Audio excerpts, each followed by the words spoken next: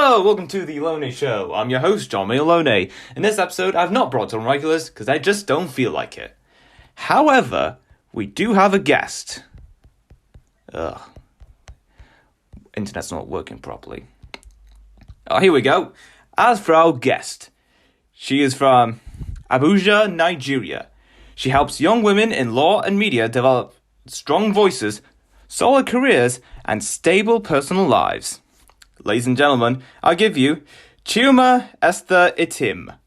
Hi, thank you so much for having me on the show, and I'm looking forward to our discussion and to hopefully helping anyone who's in the right target market who listens to this. Oh yes, absolutely. So, how's life? It's it is what it is. It's sometimes it's up and sometimes you're like, why? But yeah. Okay, nice. So, what are you doing right now? When you say right now, what projects are you working on right now? Oh, of course. I'm working on a number of projects. I usually do more than one at a time, just because that's sort of the way that it is. Working on a couple of TV scripts, scripts for TV dramas, and a couple of coaching programs, and on getting my podcast together. So yeah. Oh, okay. Getting your own podcast. That's very cool. And what's it going to be called? My podcast will be, I don't know if I'm allowed to say, but it will be I don't want to, okay, it's Hills and Ceilings with Esther Etim, and it's for women in law, government, and media. So it provides actionable tips and lifestyle advice just for women in those areas who are either trying to get into one of those careers or are already inside, but they're trying to get promotion or just get better at something within those careers. Okay, great. So, what exactly are you teaching young women?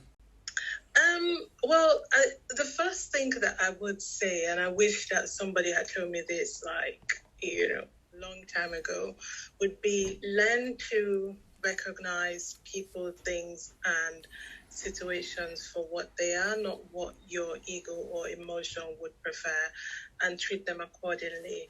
And this is just not even only career advice. This is just life in general, because if you're not able to recognize what people, things, and situations for what they are, and you let your ego or your emotion drives you, then the chances of you making a huge mistake or a series of huge mistakes, those chances are way up there. And the thing is that sometimes the opportunity that you're waiting for doesn't come looking like the opportunity. The thing that you're waiting for sometimes can be disguised as something that you just are not going to recognize if you're not perceptive. So I actually studied law in the UK. I've got an LLB, that's an undergraduate law degree from the University of Kent in Canterbury. And when I graduated, I wound up working for a small medical legal firm in the Surrey area.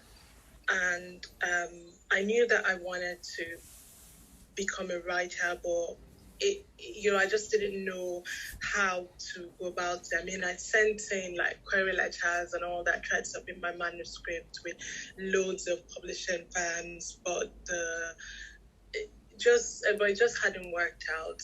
And I remember that my work at the medical legal firm, it was an admin position, and it required me, or one of the things that I had to do was edit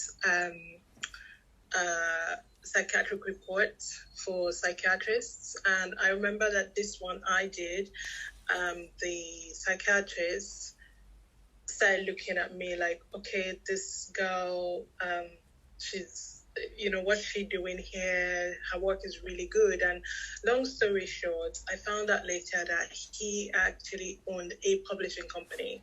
I had no idea before. And the only reason that he noticed me and noticed that I could write and ask questions was just because of the way that I did his work.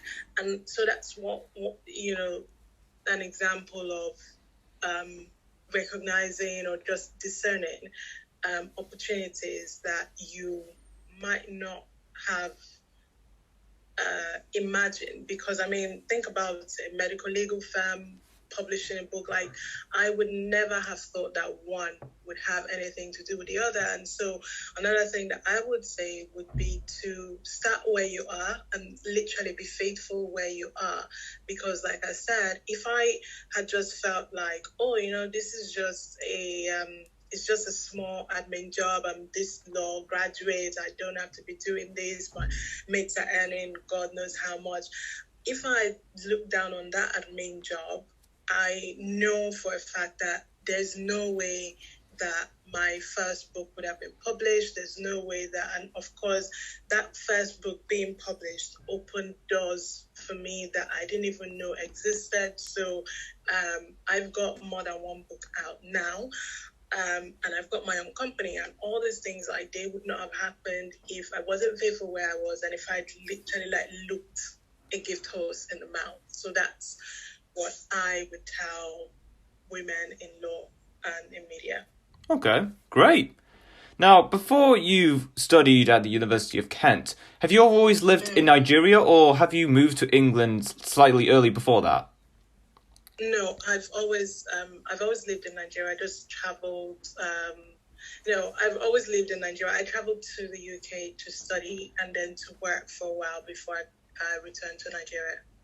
Oh, okay. Oh, that's actually pretty good strategy. Well, unfortunately, well, I don't know. Some might say fortunate, some might say not. Like, people's paths are different. Some people live in the UK and maybe they study a degree that's more related to what they're actually doing now, and some people sometimes life takes you in directions and in paths that you would not have anticipated. Okay. And have you worked any other jobs before what you're doing right now? I've been a waitress. It was one of the most interesting jobs, and actually one of the best jobs I've ever had, if I'm being honest.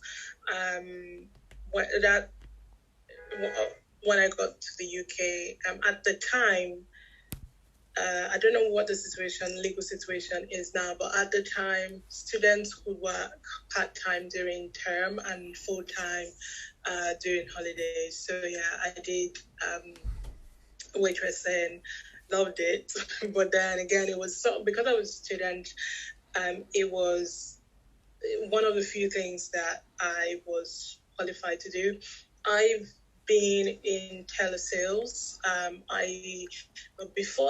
Before moving to the UK, I actually did work as a baker in Nigeria. So yeah, I've had quite it was a varied experience, and I've written, so even before what I do now, and then but after getting my degree, I've worked as a ghostwriter and a scriptwriter, and done work in magazines. So quite varied. Okay, excellent. And what was it like for you where you're currently living right now? When you say what you mean, the weather or just the... Just like just anything in general. Anything in general. So Nigeria is gearing up for an election next year, I think. Yeah, it is next year. Things go by so fast. And so at the moment, different political parties are sort of fielding there are options for candidates, and everyone is like, this is ridiculous, this is not happening, because some of the options are like, haven't we seen this before? And these people too old? But I think some people don't really care, because a lot of people don't really care just because people just don't trust politicians.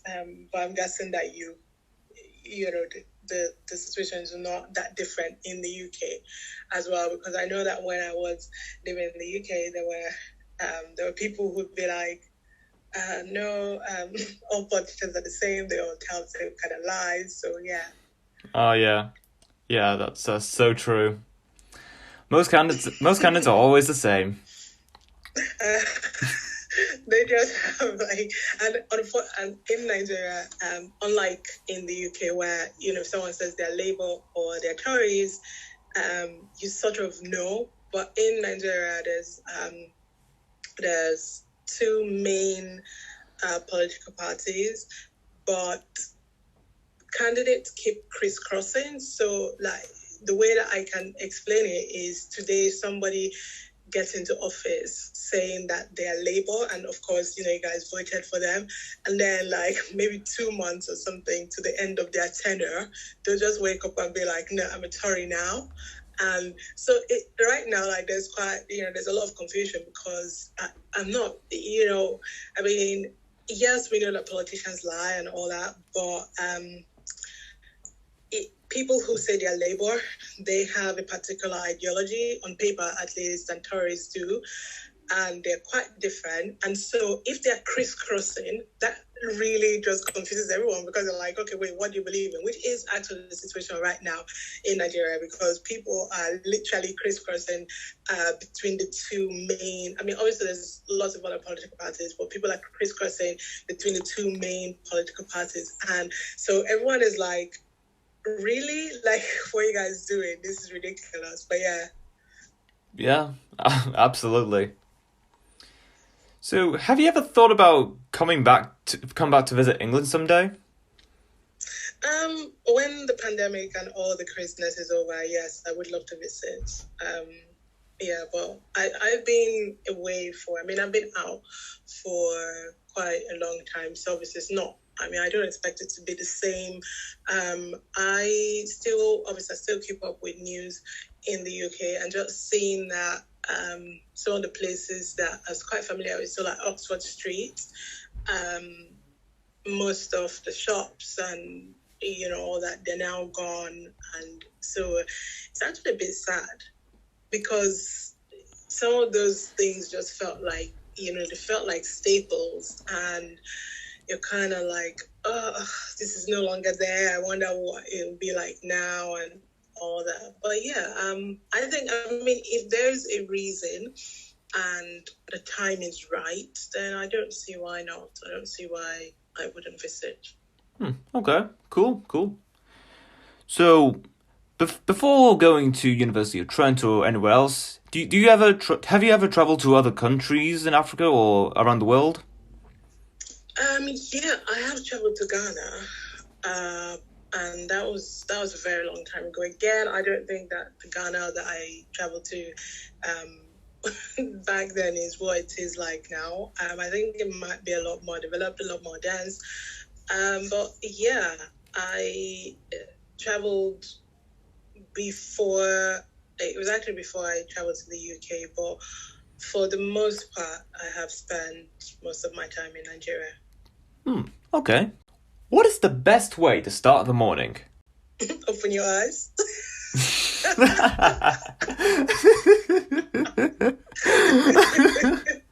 Well, seems simple enough.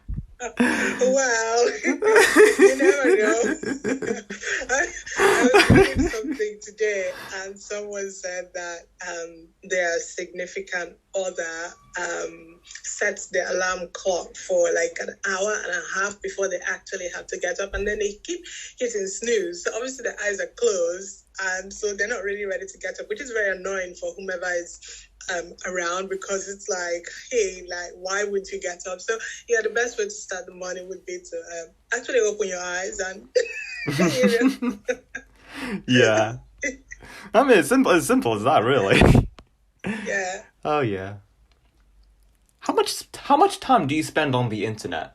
Um, it depends on if I'm working on something. Like if I'm actively working on something, and sometimes if I can be bothered to go on the internet, and again, also if there's internet access, because internet access, like reception, rather, yeah, internet reception, sometimes it will just trip off, and it's not that you haven't got data on, like you have data and everything, but sometimes it just trips off, and obviously there's not really anything that you can do. I think, was it last month or yeah, it was last month. There was a time where it just went off for like a couple of days completely. So there's no reception whatsoever, and obviously I couldn't go on the internet, which is very annoying because I actually had two interviews that that I was hoping to use internet for, and that didn't happen, and so it's quite frightening. Yeah. Okay, cool. What is the one thing you can't live without? Oh gosh, I can't think of anything right now. Water? Yeah, water, I would say. Okay, that's cool. We all need to stay hydrated every once in a while. Yeah. If someone wrote a book about you, what do you think its title would be? Why would anyone, like, it would be, we're so confused, we don't understand her, or something like that. Okay, yeah. What was the best thing you've bought up from Amazon? The best thing, it would be a book. Yeah, it would be a book for my husband, because he wasn't expecting it, and he was really surprised. And he's one of those, those people that are just really difficult to shop for, and you ask them and they go, "Oh, get me anything," or "I don't need anything." And so to buy that book and see the look on his face, I'm like, yes, I did something good. All right, cool. Would you rather be really hot or really cold? What, would I have extra clothing if I was really cold? Because that's a really difficult question to answer. Like, I can say really cold, but people actually die of hypothermia. So, but then really hot, oh gosh, I don't know. Is it possible for someone to die of overheating? I don't know. I mean, I'm not sure. it depends on hydration, to be honest. Because water is essential. We need at least 2 liters a day. Yeah. I would say really hot. Yes, really hot, because then I would have water and then I would, yeah. So yeah, really hot, yes. Great. Yes. Great answer.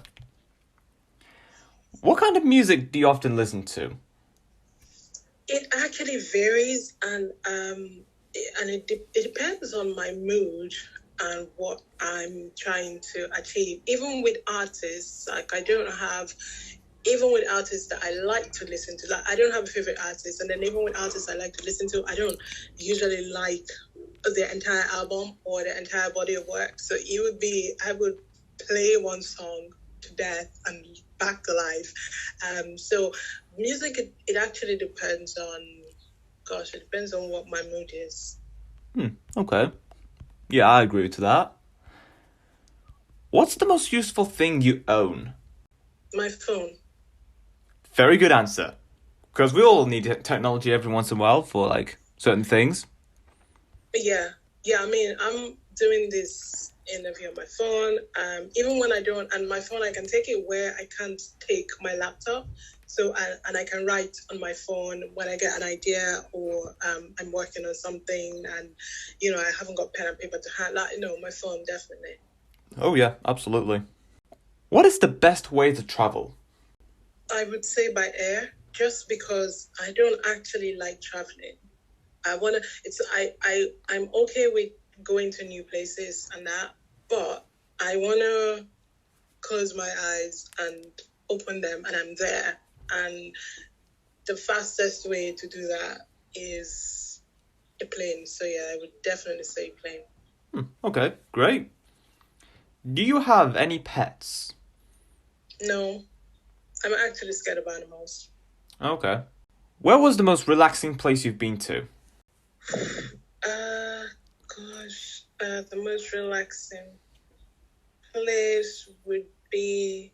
It's really funny because I was actually on a job, so I was on a script writing job for a reality television show in Nigeria, and yeah, we traveled out of town. Like we traveled to a location which was in a different town, and I really liked the hotel and the setup, and yeah. So I would say yeah, the time that I got to relax was actually relaxing, but obviously I was on a work trip, so yeah. Okay, nice. What's your favorite season? Autumn. Okay. Yeah, I like autumn too. The leaves are falling and it's all brown and golden like. Yeah, that's great. Yeah. Do you have any regrets in life? I don't like to say that, but yes, actually I do.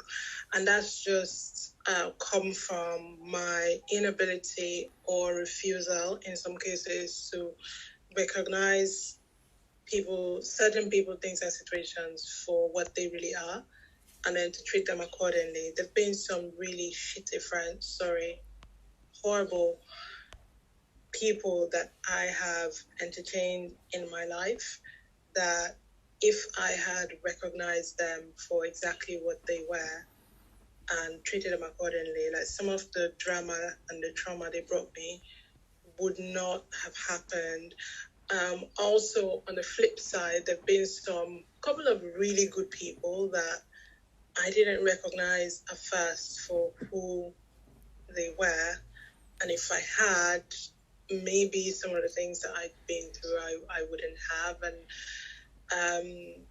also with some situations that they just happen to teach you something, and it doesn't mean that it doesn't actually mean that anything is wrong in that sense. It's like when you're waiting for someone, like impatience is my greatest undoing in life.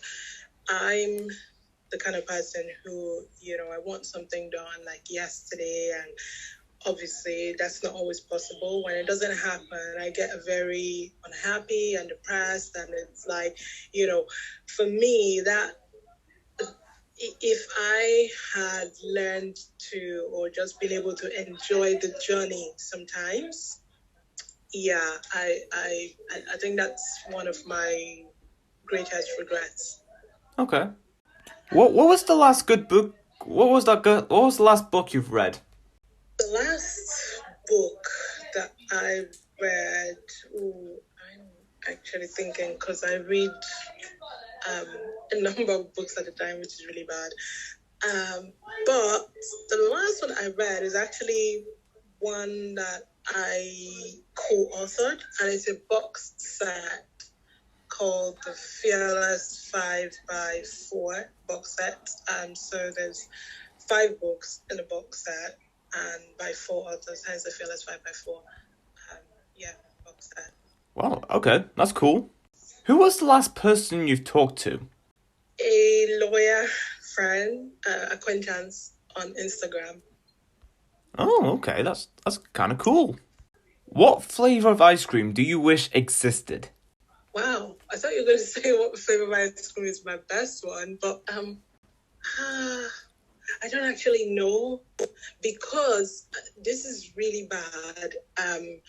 Last year, I found out that I have rosacea, and one of the triggers is ice cream. And so, like, one of my triggers is ice cream. And so I just had to take that completely out of my mind and just not think about it anymore. So it's really horrible. No. Yeah, I can see that. What was the last concert you've been to? Oh, do you know what? I don't actually remember because, oh God, because obviously even with COVID and the pandemic and all that, like concerts aren't, there've been concerts, I just haven't attended. I haven't attended. Gosh, that is actually. I need to find a concert to attend. This is horrible. I don't remember. I really don't. Oh gosh. Yeah, it's fine. It happens. The last concert I've been to was in 2018, I guess. But yeah, it happens. It happens. What restaurants do you eat at most? In Abuja, there's this really cute place called which is, I don't know why it's named that. It's called Lagos Bistro. But it's just, it's really cute, and they do quite a number of different kinds of foods. And yeah, I like that. And I think just, again, the pandemic just has done a number on certain small businesses. And this is going to sound really ratchet, but I'm not really a fan of really expensive, what they call fine dining here in Nigeria, just because I don't understand. I mean, I look at what they're doing and I'm like, no, this is just overpriced. It's not fine dining the way that I knew it to be in the UK. So I would say right now, small place in Abuja called Lagos Bistro. Okay, cool. If you had to get rid of a holiday, which one would you get rid of? Wow. I don't know. Let me see. I'm thinking, when you say holidays, is that like worldwide or any holiday you can think of? Any holiday. Or Christmas is like, it's the end of the year.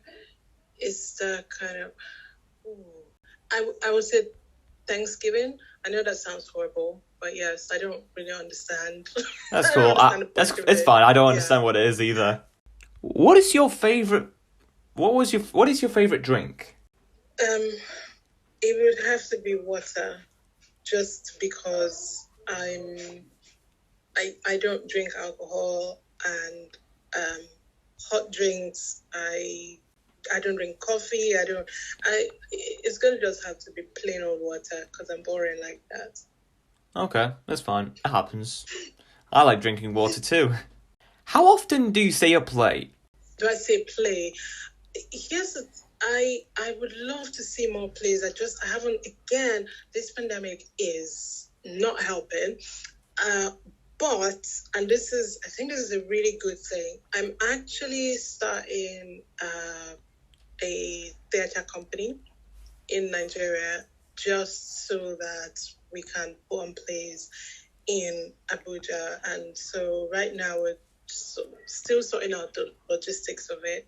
But I haven't seen a really good play in a while, because part of that is because the way that the Nigerian entertainment space is that most of the stuff is in Lagos, and I don't live in Lagos, so most of like the films and the theatre space and all that, like, we do have them in Abuja, but they're much smaller. And so in Abuja, there aren't that many opportunities to do that. Abuja does poetry, which I don't like for some reason, but yeah, hopefully I get to see a play before June. Okay, great. And that is all we have for this episode. It was great having you here, Chioma, talking about... Thank you. Yeah, about everything. It's been great. Anytime. It has been actually interesting. I wasn't really sure like what the questions would be, and I got nervous at some points, but yeah, it's good. Oh yeah, absolutely. And until next time, stay tuned for more.